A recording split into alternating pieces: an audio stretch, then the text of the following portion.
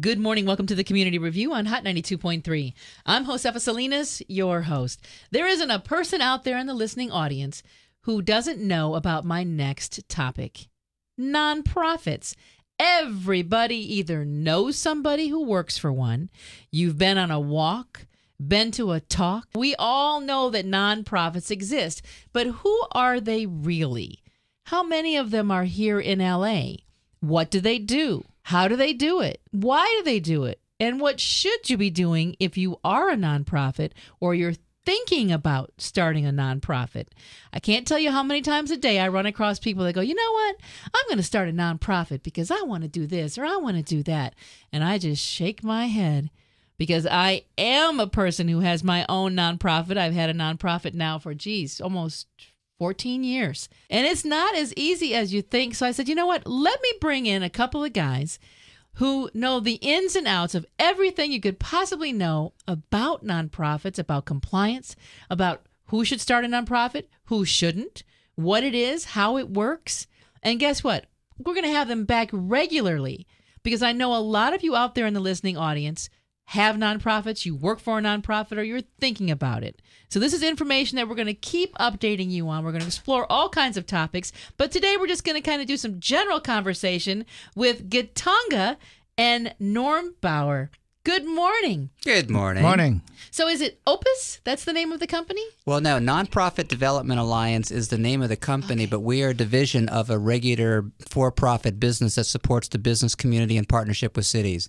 Nonprofit Development Alliance was actually designed to help nonprofits operate like a business. How awesome is that for an idea? Well, geez, a very novel idea, but a very necessary idea, because I don't think that enough people understand that running a nonprofit, just like running a church, it's a business. You don't just say, oh, la-di-da, I want to start a nonprofit to save the daisies. Well, I love your intro because you asked the question is, should you start a nonprofit? And the answer in most cases is no.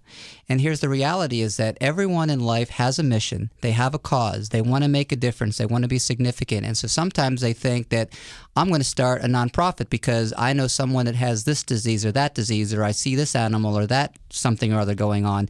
And the truth of the matter is that in order to start a nonprofit, you have to be serious. You have to be focused. You have to understand all the nuances about compliance, accounting, grant, fund development. There's a lot of things to know, and it's very easy to do it wrong. And that's why here in California, we have about 160,000 nonprofits, and about 22% of them just got revoked by the IRS because of something as simple as compliance and doing the right paperwork. Well, let's talk about what compliance is. Pretty much the simplest way for me to describe compliance, I'm telling my clients all the time, okay, is to remember this. When you have a nonprofit, there are about 5 agencies that I call them stakeholders. Stakeholders because they're interested in what you are doing, whether you are aware of it or not. They want to know what you have been up to. And if you don't tell them what you have been up to, they're going to come after you. Okay, that's what compliance is. In other words, they want to know, what are you doing? Just let us know what you're doing. And there's a way to tell us. If you don't tell us, we're going to find out on our own. We want you to fill out this form and tell us. The first one is the IRS. I'm teaching my clients. Uncle Sam. I'm teaching the clients that the IRS want to talk to you. They are not leaving you alone anymore like they used to. They want to talk to you. The question is, what do they want to know from you? That's one, and that's what we do. Number 2. And wait a second, before you leave that topic, they aren't looking to necessarily get into your pocket. All they want you to do is talk to them. If you ignore them, they'll be all over you. Because then they think, wow, why aren't they answering? Exactly. That's what I'm educating, because there's nothing for you to do other than just let them know what you have been up to, and there's a way to do it. The second one is his cousin, Franchise Tax Board. Ah, yeah, good old California Franchise Tax Board. You also want to know, what have you been up to? So what I'm teaching is that they are stakeholders. Stakeholder is somebody who is interested in what you are doing and has the power to even shut you down. I was going to say, if you are not talking to them. They're a little more than stakeholders. They can actually put the brakes on your Thank entire you. program. Very good. So the third one is the Board of Equalization. Okay, a lot of nonprofits don't know that if you have events, Board of Equalization want to come in and see if you have been selling food, if you have been handling tangible property, because then you get into another language that you may not be aware of until they are on your back. So they are an important stakeholder, and there's a way to deal with them, and they have their own language that they want to hear from you. And the fourth one is the Attorney General's office. Kamala Harris. A lot of people don't understand that good old Kamala Harris now is interested in knowing what you have been up to. What do we call them? There's a department called the Registry of Charitable Trust. How many of you know that they want to talk to you? Yeah, I didn't know till I got a letter from her. So usually that's the case, isn't it? Again, that's another one. Another one is the fifth one. I call the fifth one, the assessor's office. Assessor's office can even be an opposite. Instead of asking that you provide anything, you may even be entitled to some help from them, some credit, some tax credit for them, even some funding for them, if you own certain property and you are non-profit. Again, a very different language. Mm-hmm. So the point is, and the reason why Non-Profit Development Alliance was formed is because we have discovered that they need a gatekeeper. Yes. You cannot run. The fact that you own a nonprofit doesn't mean you're an expert in these areas. Doesn't mean you're an expert in all this language. So because of not having a gatekeeper to keep your nose clean, to keep you out of trouble with these stakeholders, that's why some of them are being shut down. And it's a disaster. They are being shut down because of some just little information they did not realize. And that's why we exist. Now, that's what compliance is. Now, this is a problem that I think that has really, come to light this year more than ever. I know that I've never, in the 15 years that I've had my nonprofit, the Attorney General's office never sent me a letter until this year when they said, hey, I think you're holding a lottery. And I'm like, that's what? Because California used to have money. But you know what? I think it has something to do with the little fines that they like to do. There's actually kind of like the perfect storm going on, Josefa. And obviously the state of California is looking for every deep or shallow pocket that's out there. So they're looking to get in everyone's case. And as far as the IRS goes, they passed a law in 2006. It was a rider to the Pension Reform Act that really just asked that all the nonprofits report to the IRS. And all they said is that it doesn't matter if you're making zero. All we need to do is get an electronic filing from you. If you make more than $50,000, then you have to file a different thing. But here's the problem, is that up until a couple of years ago, if you made less than $25,000, in the IRS's mind, you were invisible because you did not need to report to them. So really all they're looking for is they're looking to be able to have accountability of all the nonprofits out there. And there's a lot of criticism right now, and some of it's justified that there are too many nonprofits and they abuse the system, and that's a whole nother conversation we won't get into right now. But the truth is there are too many nonprofits out there. There's too many people with similar causes that are all competing with each other. And we believe that if everyone kind of worked together and ran like a good solid organization and looking for people who had similar causes, we could get so much more done for the right reasons. Right. Yeah, I mean, in LA especially, there are so many nonprofits. If you had to guess, what kind of number would come to your mind? Oh, geez, I would say over 50,000. That's probably right, because in Orange County, which we have a fairly good count, we have about 13,000, and our estimates are about 4 to 5 times that in Los Angeles. So you're talking somewhere between 50 and 70,000 nonprofits, of which right now, probably 25% of those are now revoked by the IRS. And a lot of times it's not because they're doing anything wrong. Like you said, it could be is a matter of filling out that one-page form that you just didn't know you were supposed to fill out. Or, I mean, because I think it's safe to say that whether you're a small nonprofit like me, who's done work for 15 years, I've done some really big things, but I don't raise money for it. I utilize the opportunity to be able to bring resources together to give them to people. Yes, absolutely. So, but I'm a small nonprofit. Yes. Then you've got big nonprofits like, Cancer, the American Heart Association. Those are huge nonprofits. But the same rule applies to them as it does to me, but they've got a lot more resources at their disposal. They probably have a compliance person. Me, my little self here, I don't have a compliance person. So immediately I found myself in a situation where, I haven't done this and I don't know how to do it. It's not what I do. Well, here's the irony. Both ends actually kind of meet in the middle. The big ones actually need compliance as much as the small ones, but for a different reason. If you're a cancer society or leukemia society or some type of large organization like that, they are juggling dozens, if not several dozens, different types of grants. Every single foundation, every single endowment has their own rules, their own regulations, and this gentleman here, he's the expert at juggling all these things and making sure that they stay in order. On the other side of the equation is the 85% of all the nonprofits that we call shoebox nonprofits. Yeah, what is a shoebox nonprofit? A shoebox nonprofit, I developed that term because I've done taxes for so long, and I started to see some taxpayers that came, and when I asked them for information, they just look on the roof. Once they look on the roof, I know, they don't have any information, so I always say, okay, where is the shoebox? Because I knew all the receipts are in the shoebox. So a shoebox nonprofit, by our definition, is an organization that does not have an executive director. If it has one, they are not paid. It's volunteer. Mm-hmm. And also, everybody in there is a volunteer. So therefore, you are a shoebox because you don't run professionally, and there's no foundation that will want to fund you unless you are organized professionally. So a shoebox is somebody who an organization does not run like a business. Okay. All volunteers, and of course, there's only so much you can do as a volunteer. Right. Okay. Yeah, you get tired eventually. That's a shoebox. So once we can get them from there into a professionally organized nonprofit, then most foundations want to fund you. Yeah, and here's the irony too, is that who wants to volunteer for an organization that does not look like it has its act together?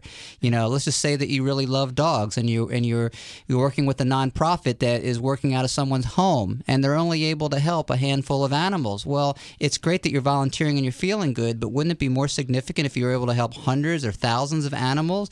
And so again, it kind of stymies the volunteers. They don't want to work for an unprofessional organization, so no one wins in that scenario other than the person who thinks that they're doing something good to satisfy their own unfortunate ego. Another thing that it has become my passion is when I see these shoebox nonprofit, very small nonprofits, I have started to have a passion of getting there and helping them move to the next level. One question I ask is that, okay, how do you run the organization? Volunteers. And sometimes I get introduced to volunteers. Here is my volunteer. Then she is 15 years old. Then I ask them, do you think that 10 years from now, this volunteer will still be 15? No. 10 years from now, this volunteer will be 25. Don't you think that they may want a future also? How about if we could have a grant, they start making money, they start earning a living. Don't you think one day they may want to own a home? Don't you think one day they may want to have a family? Right. Okay. And what's better way than if we have some fund development of some grants that now teach them to perform independent, to have independent living skills by even earning their way of life, by even doing what they have been doing for free. Right there, 10 years from now, they will have 10 years experience right in taking care of the girls. Mm-hmm. Okay, you are talking about professionals already. Mm-hmm. And what a beautiful thing if they could actually earn an income doing that. Yeah. They are not going to be volunteers forever. Right. They will need a life. So my passion is to get you as an executive director so you also have a career. Suppose instead of helping only 20 dogs, suppose you are helping 2,000 dogs. Right. And then you have a career now. I even help you get a job yourself. Right. And all you are volunteers. So you can transform it to a business. And you all have careers. Instead of helping 10 dogs, you are helping 1,000 dogs. Right. It's a win-win situation for the one who is funding, because you are helping them fulfill his mission of saving dogs. Right. You are also fulfilling your mission of your passion for dogs, and you are helping all these young men and women who are volunteering also to become professional people in the future so that they have a career. I have never seen such a win-win situation. Right. A lot of people who are listening right now have a misconception in their mind of exactly what a nonprofit is, because myself, even as a businessman for 30 plus years, I never paid much attention. I didn't think nonprofits could make money. Ladies and gentlemen, nothing is further from the truth. There are very, very wealthy nonprofits out there, including universities and hospitals and major major institutions that are all nonprofit. It doesn't mean they can't make money. It just means that they have a designation from the IRS that says you don't have to pay any taxes. So there's wonderful reasons for people to start a nonprofit, but just because they are called a nonprofit, don't think that they don't earn money, because some people who run them make some very significant and healthy salaries. There's one. I was teaching a class at UCLA extension, an accounting class extension. I was studying for a professor who was away, and one student told me, "Oh, nonprofits, are not supposed to be paid." So I asked them, "Okay, we're at UCLA. Did you know that UCLA is a nonprofit?" They say, "Oh, okay, yes." Yeah, check out the tuition price. Then I asked them, "Do you think the chancellor works for nothing? How much do you think the chancellor makes?" And somebody threw on 400, 500,000. I say, oops, is it still a nonprofit? They get paid very well. So that's the myth about nonprofit. Nonprofit is nothing but a business. The only thing is Congress favors this business and give them relief from taxes because of the nature of the client. That's the only difference. Mm-hmm. But you can do very well, because the more you do personally for yourself, the more animals you save. Right. So we have to start teaching you about business language, like return on investment. Return on investment may mean if I write you a check for $100,000 to help young girls in a camp so they can learn independent living skills. If I write you a check for $100,000, I have a right to come the next year and see how many girls that you help. So the return on investment is the number of girls you helped. Right. And I have a right to come and ask you that. Right. Because next time, if I like what I had, next time it may be $500,000 to help 1,000 more girls. But I have a right to come and say the return on investment is how many girls you helped. Don't I have a right to ask you that? Oh, sure, if you're giving the money, most Absolutely. definitely. So therefore, it's a business. And this is all under, I would imagine, the word compliance. Yes. Fits here, because not only do you have compliance regulations that you have to do for all these five relatives that we talked about, Uncle Sam and Yes. Cousin Franchise Tax Board and Aunt Camille and all those people, but you also now have a responsibility to the people who give you money to tell them, this is what I was going to use it for, thank you for the money, and here's what happened as a result of Now it. you have a sixth stakeholder. Yeah. Yes. And the With good, me. The good news is they don't have any enforceability, but they can actually turn off the spigot in the sure heartbeat. they can say, well, you know what? Sorry. Didn't like what you did, Yeah. so I'm not going to donate And next here's year. the thing, is that you have to segregate funds. If a particular foundation gives you X number of dollars, if they give you $1 million and you say this money is going to be used only for this purpose, it has to be used only for that purpose. If you go and use it for something else, a different program, not only is it going to go against what the foundation, it's also illegal. And a lot of people out there don't understand that. Right.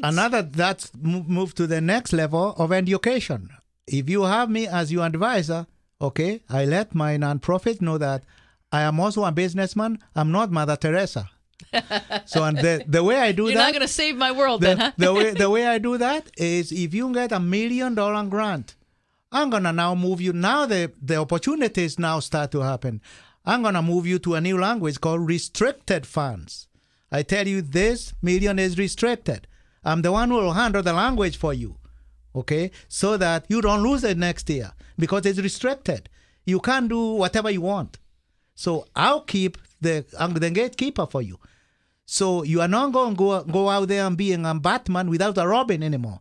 You need a sidekick to keep track of the rules for you, so that you can be refunded the following year. So other language is necessary for you to be able to perform. So the reason I'm saying that is because now it's to my advantage to help you to get the grant, because what do I get in return? Now I even have a client. What's wrong with that? Right. Yeah. So this is how win-win situation works. To put all this in context, and for those of you who are listening, this is not to dissuade anyone from doing something if you think it's really your passion and your calling. It's really just to make you aware that if you're going to do something, do it right. For those of you who are listening who have nonprofits, who are right now facing IRS challenges or franchise tax board challenges or any other challenges like that, don't just think that there's no one out there to help you. That's what we are here for. The website is nonprofitdevelopmentalliance.com. If you don't want to write that down, just go to fixmynonprofit.com, and that will take you right to the website. And the whole idea is that, again, we want to help the nonprofits out there that are struggling, the ones that are shoebox nonprofits. We want you guys to get paid. We want the executive directors to make a healthy salary. We want to help the foundations that are out there who aren't sure who they should contribute to find the right ones. It's really about understanding the rules of the game, and that's where we come into the equation. Well, I think this has been a great overview of a starting point. And I would love to have you back in September. And in September, I would like the subject to then be, how do I start a nonprofit? What do I need to do? Who do I need to be? Is there any regulation on who can start one? Because we see celebrities doing it all the time. Oh, they've started their foundation, and then a year or two later, it's gone. Yeah. So there's reasons why this happens. So when we have you back next month, let's have you talk about how we start a nonprofit, the steps we go through, and the things you need to really think about before you start a nonprofit in our next one. But right now, again, that website, the easiest one to remember is fixmynonprofit.com, and that'll take you right to their website. For Gitonga and Norm, you guys have been a wealth of information today, because I know there's a lot of people, I mean, just like me, I had never heard from the Attorney General in 15 years. I get a letter from her. I could tell it was a form letter. It certainly wasn't Dear Josefa. So it was a form letter. And I said, oh, wow, they're just throwing stuff out to see what sticks. And figuring if you don't respond, then they can hit you with a fine. And a lot of people are like, oh, that doesn't apply to me. I'm not going to respond. Which is a common approach. You put it to the side and you ignore it. Yeah, because you think, they must have sent this to me by accident. Right. I'm not running a lottery. They must have just sent a blanket one out. But no, you've got to respond. And if you don't know how to respond, just like I didn't know how to respond to a letter from the Franchise Tax Board, I'm like, what are they talking about? I'm looking at my nonprofit papers that says I don't have to file. It's in black and white right in front of me. So how can they be telling me I have to file? The paper says I don't. All right, so you reacted with the one of three ways that people will react whenever they get something from a government agency. One is you thought it wasn't important and it doesn't apply to me, so what did you do? You set it to the side. Right. That's one reaction. The other reaction that is more common is they get scared to death. They see something from the IRS or the Franchise Tax Board, so they put it to the side. I'll get to that later. They see another one. Okay, I'll get to that later. Next thing you know, later turns into months and in some cases years. And so what they're doing is they're basically just dodging reality. And the third one is they give it to someone who they think there you go. ding, ding, is going to take care of it for you. And so you think it's been taken care of. And the number of situations that we have run into where someone said, well, I thought my accountant, I thought my CP, I thought my this, I thought my that took care of it. Come to find that they didn't, because that person dropped the ball. And next thing you know, the person who's responsible is left suffering the damages. Right. So we're going to close on this note, because it certainly was where I found myself. And I think I'm a pretty savvy businesswoman and kind of know a lot about quite a few things. It doesn't matter if someone else is helping you or doing something for you. You still should know the basics of how to do it yourself. So whether you're the director of a foundation, you work at a foundation, or you're just thinking about starting a foundation, you need to know the basics so that when you say, hey, was this done? And the person says, sure, you can say, cool. Can I see this particular document so that I can see that it was done? I'd like to just look it over. Or I'd like to see the response, please. So that you know what you're looking at. And that's what we're all about here. Between the three of us, we are going to educate this 50,000 nonprofits out there and see if we can't make LA one of the best cities in the nation with regard to how the nonprofits in this city function. I'm there. Thank you. My pleasure. So we'll see you back in September? Our pleasure. It's a date. Well, that is my commitment to you. All the nonprofits out there are people with an idea to help other people. I'm going to help educate you with this amazing organization. Again, their website, www.fixmynonprofit.com. And you can always go to my webpage at hot923.com, keyword Josefa. Their information will be right there waiting for you. And then I'll let you know in September when they'll be back, and we'll walk you through the steps of how to start your own nonprofit if you should do that. Don't go away. There's a whole lot more coming up on the Community Review. Hot 92.3.